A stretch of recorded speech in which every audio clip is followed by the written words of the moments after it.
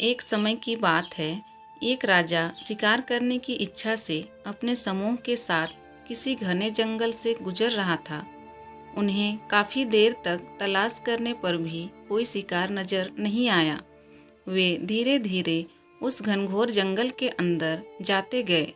वहाँ उन्हें एक जगह डाकुओं के छिपने की जगह नजर आई। जैसे ही वे उसके पास पहुँचे ही थे कि वहाँ के एक पेड़ पर बैठा तोता बोलने लगा, पकड़ो पकड़ो, एक राजा आ रहा है। राजा के पास बहुत सारा कीमती सामान है। जल्दी आओ, जल्दी आओ, इन्हें जाने मत दो, लूट लो। तोते की आवाज़ कानों पर पड़ते ही सभी डाकू राजा की ओर दौड़ने लगे। डाकुओं को अपनी तरफ तेजी से आते देखकर राजा और उसके सैनिक भी अपनी जान बचाकर भागे। वे तब तक नहीं रुके जब तक भागते भागते डाकुओं से कई कोस दूर निकल नहीं गए। सामने एक बड़ा सा पेड़ देखकर सब वहां रुके।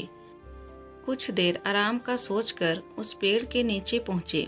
जैसे ही पेड़ के पास पहुँचे कि उस पेड़ पर बैठा एक दूसरा तोता बोल पड़ा, पधारिए राजन, हमारे साधु महात्मा की कुटिया में आपका स्वागत करता हूँ। अंदर आइए, जलपान कीजिए और थोड़ा आराम कर लीजिए। तोते की इस बात को सुनकर राजा और उनके लोगों को बड़ी हैरानी हुई और वो सोचने लगे कि एक ही जाति के होने के बावजूद दोनों तोतों का व्यवहार इतना ज़्यादा भिन्न कैसे हो सकता है। राजा बिल्कुल भी इस बात को समझ नहीं पाया।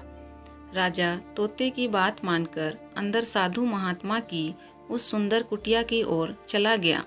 साधु महात्मा को प्रणाम कर उनके पास बैठ गया और अब तक उसके साथ घटी सारी घटना सुनाई।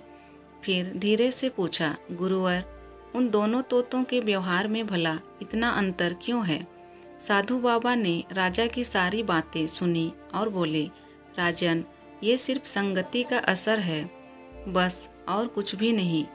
डाकुओं के साथ रहते रहते पहला तोता भी उन्हीं की तरह हो गया और उन्हीं की भाषा बोलने लगा है। दूसरा तोता कई सालों से मेरे साथ है, इसलिए उसकी भाषा और व्यवहार उस तोते से बिल्कुल विपरीत है। अर्थात जो जिस माहौल में रहता है वह वैसा ही बन जाता है।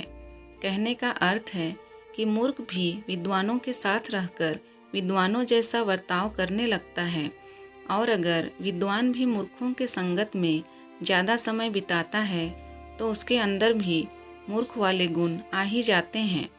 इसलिए हमें संगति और माहौल का चयन सोच समझकर करनी चाहिए।